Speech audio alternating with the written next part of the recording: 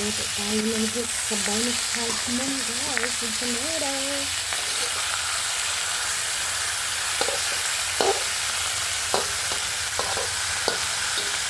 Salmon soup, guys, ang ating ulam na yan.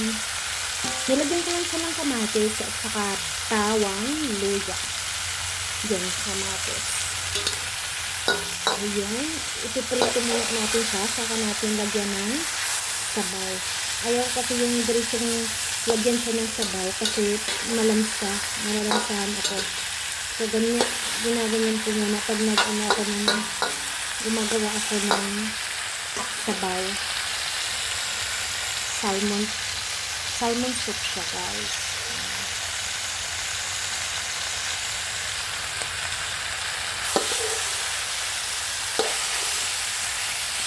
Palutin na natin yung kamatis.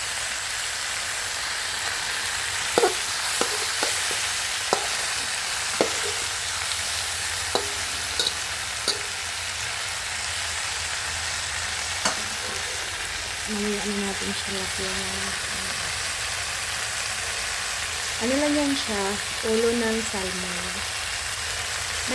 Paborito ko kasi yung salmon. Tapos, yung kasi niya, yung tawag dito, yung katawan niya, sobrang mahal. Yung salmon, like, yung ulo ng salmon, isang $45 lang or $50. So, doon na tayo sa ulo. At saka may laman din naman siya. Okay ito. Pero minsan depende pag nakaluwag-luwag tayo, bumibili din ako ng yung katawan ng salmon, yung laman. Kukunin ko muna yung tubig ko, guys. Ayan, nakita nyo na. Unti-unti nang lumalambot yung kamatis natin. Ayan.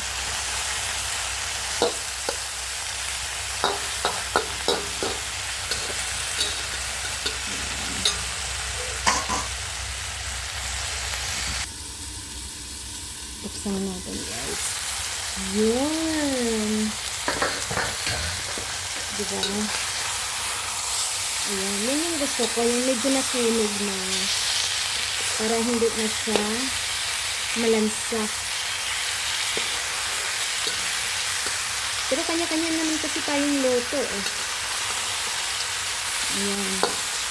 Yan yung gusto ko. Tapos, lalagyan ng init na tubig.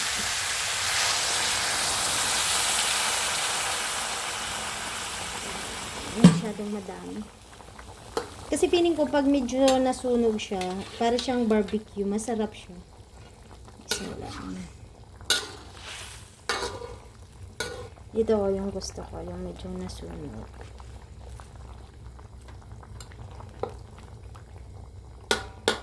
Ayan. Simpleng ulam lang, guys.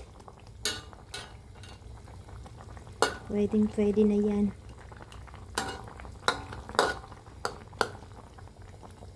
Hintayin lang natin siya ilang minutes. Ayan.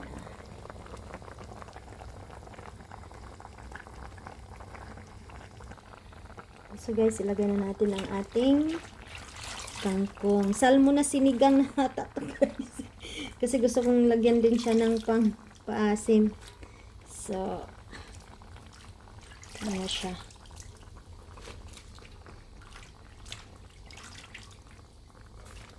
Sinigang sa salmon na may kangkong. Diba, ang dami.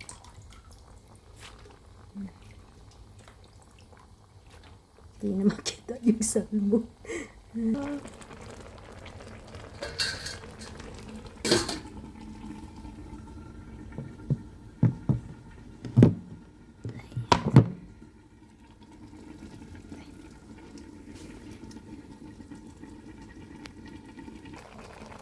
So guys, luto na ang ating sinigang sa salmon or sinigang na salmon na yan. Thank you for watching, guys. Ayan na. Masarap siya, guys. Bye-bye. Thank you for watching.